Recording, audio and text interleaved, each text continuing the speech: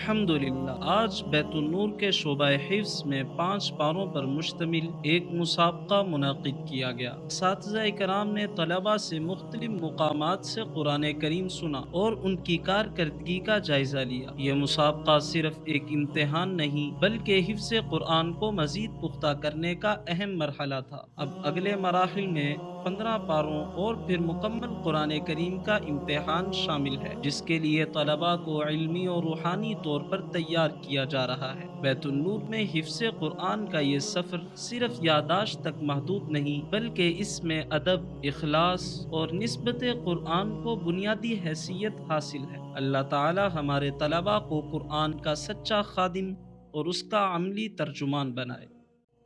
جمال